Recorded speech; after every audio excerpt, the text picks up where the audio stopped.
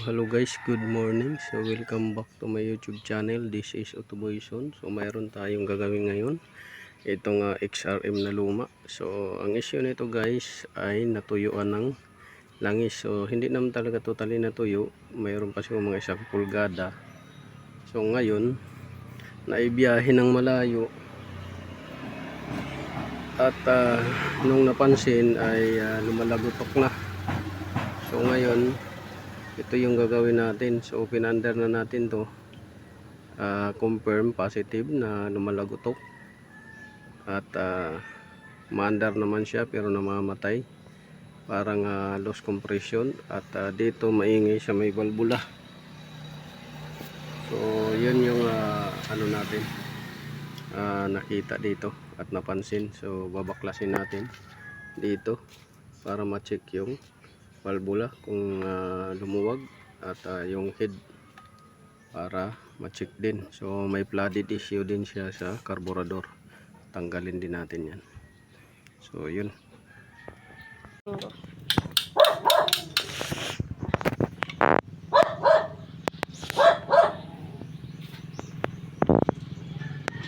Tapos pakita mo ba?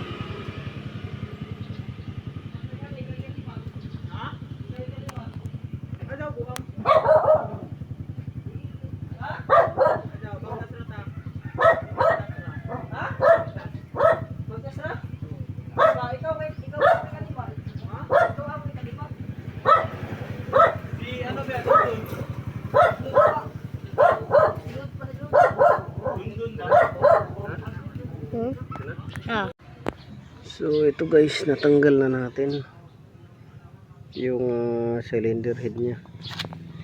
So makikita dyan, ayan, makikita ninyo stuck up yung sa exhaust, stuck up sa exhaust, stuck up.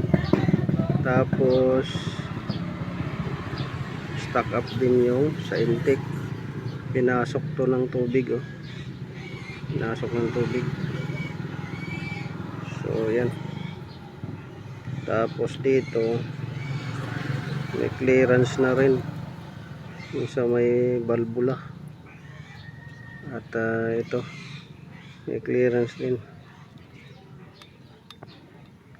So tinamaan ito ng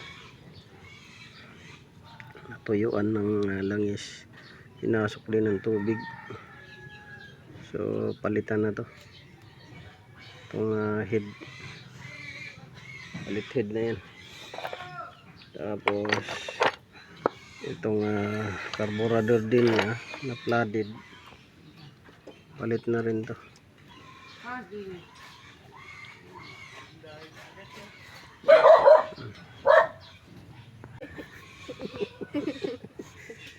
So ito piston, papalitan din natin yan, pati na yung bore. So tatanggalin natin yan, sisilipin natin yung sitwasyon dito sa loob ng makina. Yan.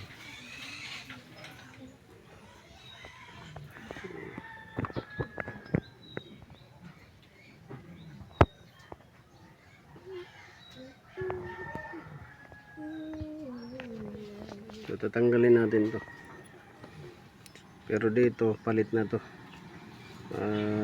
head. Pero kung walang available, remedyohan na lang natin yan. Pero ito palitan na, may nabibili naman to. Ito head, mag swap lang tayo, hanap tayo ng kaparehas nya. So ito guys, nailabas na natin yung piston bore. So dito may leaking kaagad siya sa gasket nya. Yan. May leaking kagad siya. Yung nangitim na yan. Yan yung lumapat.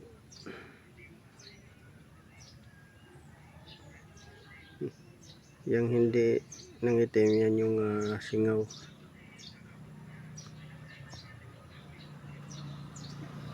Tapos yung bore nya may gas-gas na. Dahil nga may history ito na binaha din. Tapos hindi pinabuksan or hindi yata nag-flashing. Kaya ito nangyari. Tapos dito, ayan, makikita ninyo yung piston. Puro gas-gas. Yan o, puro gas-gas. Tapos yung oil compression ring o oil ring stuck up. Tapos may alog na rin yung piston pin nya. So palit na yan, isang set na piston bore set. Tapos yung head carburetor, dumilin yung loob, kailangan to i-flashing. So yun lang guys, paalala lang, pag halimbawa yung motor ninyo ay ilang beses na lumusong sa baha or nabaha talaga, mariretrieve pa ninyo o marirecover pa yan, i-change oil nyo ng 2 beses, panda rin, tapos drain, sunod lagyan, panda rin, tapos drain, pangatlo yun yung totoong langis na.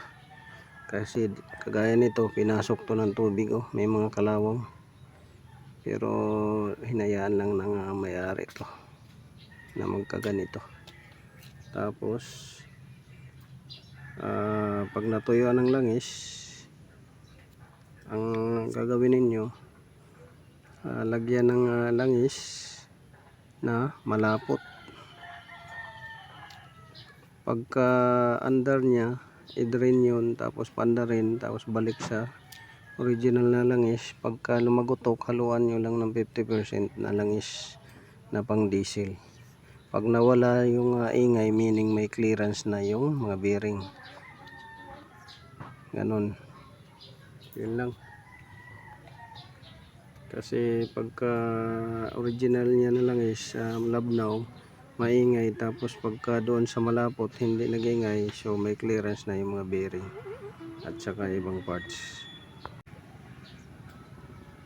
So yun lang guys, this is Autoboyson. Sana nakakuha kayo ng konting kaalaman. Please like, subscribe and share na lang.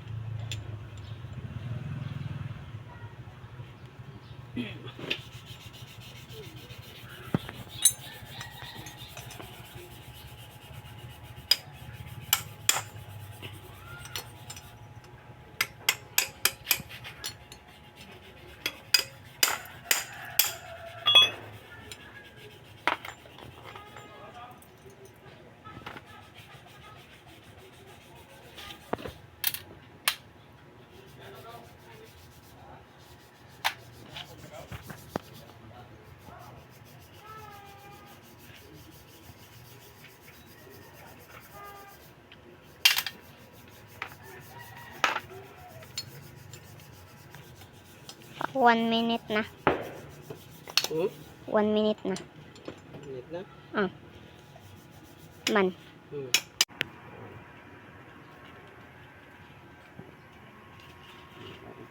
Ikot ka din.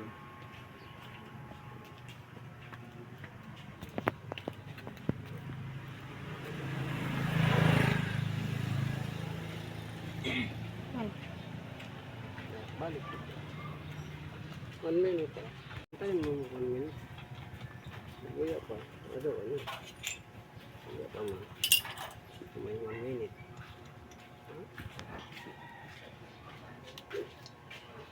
Sure malaki doon. Ha? Doon. Ha? Bago makakuha head. Ini? Ano? Bago? Bor. Bor. Kayo kuan. Gas-gas.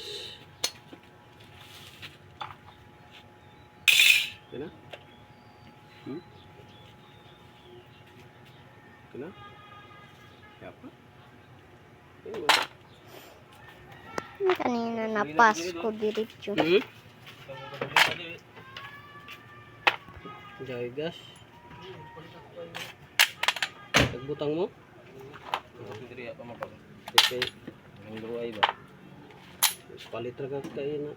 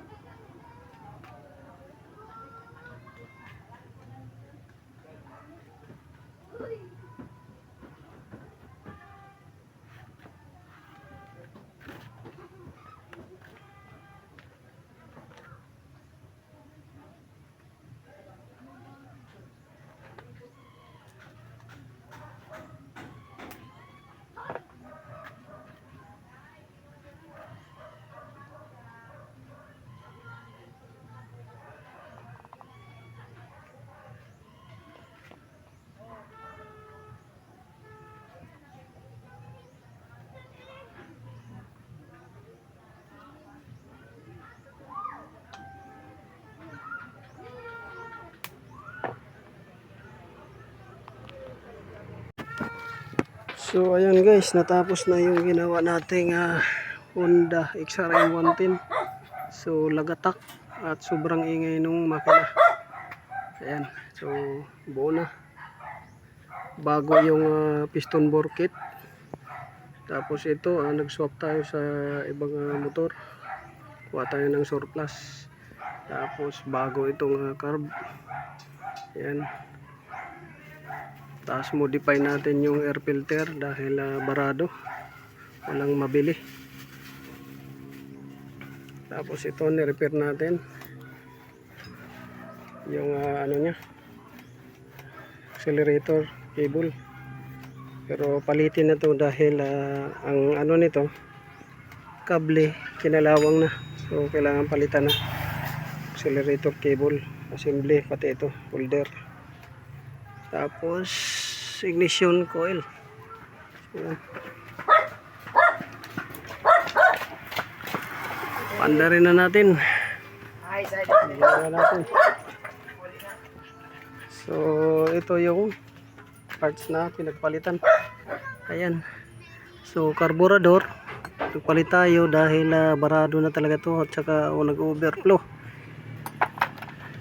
Tapos piston bore kit, nandun yung piston, bore, head, tapos overhauling gasket, tapos camshaft. Ayan, palit tayo.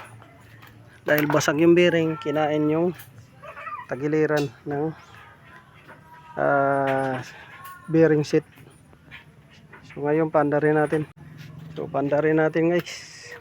Kukunin lang natin yung susi. Ayan.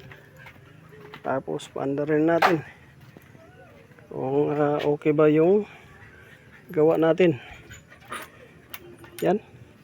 So kickstart, wala namang push button to. Sira na push button nya. Ano, sira na yan. So kickstart tayo. Yan. Andar na guys. Perfect. So maingay lang yung tabutso dahil putol yung tabutso. Ayan.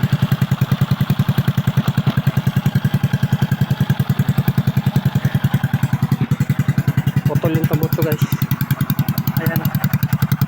Kaya maingay. So good. So this is your kaboyson. So sa mga gustong magtanong, mag-comments kayo dyan kung anong ginawa natin.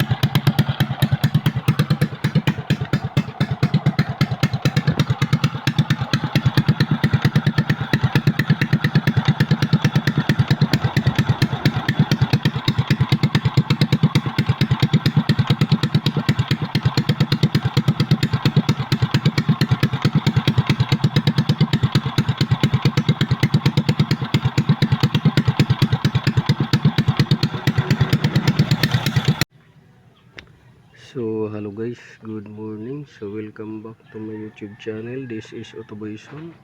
So ito na yung ginawa nating top overhaul.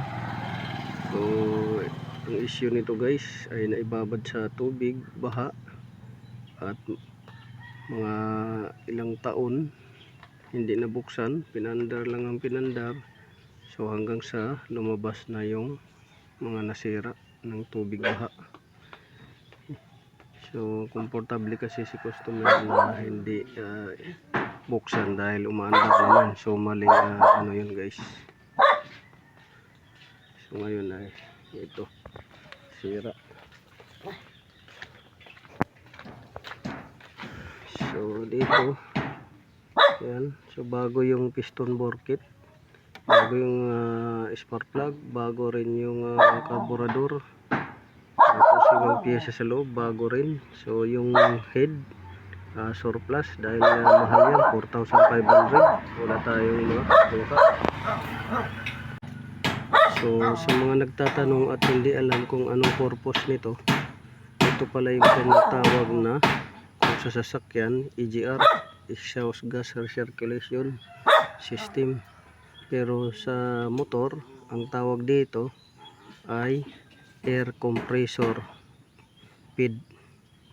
So itong air compressor feed pipe, ito yung nagko-control ng emission niya. So paano niya kinokontrol yung emission nito? Itong air compressor feed pipe. So bali hinahati niya yung exhaust gases para hindi mausok at saka para hindi siya mag-overheat. Kasi kung isa lang yung dadaanan, so may tendency na mag-overheat. So yan yung purpose number 1 ito. So yung pangalawa naman na purpose yan para hindi mag-overheat ay ito yung bypass pipe ng exhaust. So meaning para hindi siya hirap paandarin pagkatagamig. Ito kasi lumalabas dito galing sa exhaust.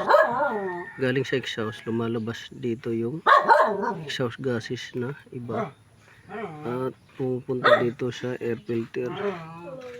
Yan, air filter pupunta dito. So pag galing dito mainit na hangin pupunta dito, tapos papasok sa air filter, lalabas naman dito sa baba, papasok sa carburetor. So ang tendency ay madaling paandarin at habang umaandar siya talagang pwersado siya dahil mainit na ang pumapasok dito na hangin. So galing sa exhaust, yan, bypass to, tapos lalabas dito, papasok sa filter, lalabas sa filter, papasok sa carburetor. So malakas ang makina dahil mainit na yung hangin, madali na lang sunugin. Yan yung ano. So yan yung purpose. Tapos yung walang unborn gases na mangyari kagaya ng iba. So magandang technology ang ginawa ng Honda, parang EGR system sa kotse. Parang EGR system sa kotse.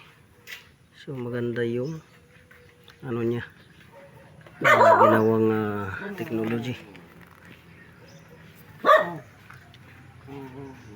So yun, yan yung purpose niya guys sa technology na yan.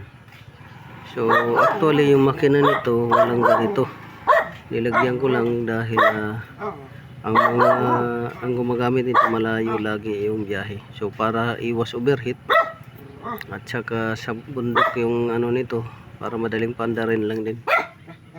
So yan. So yan lang. Pandarin natin ulit.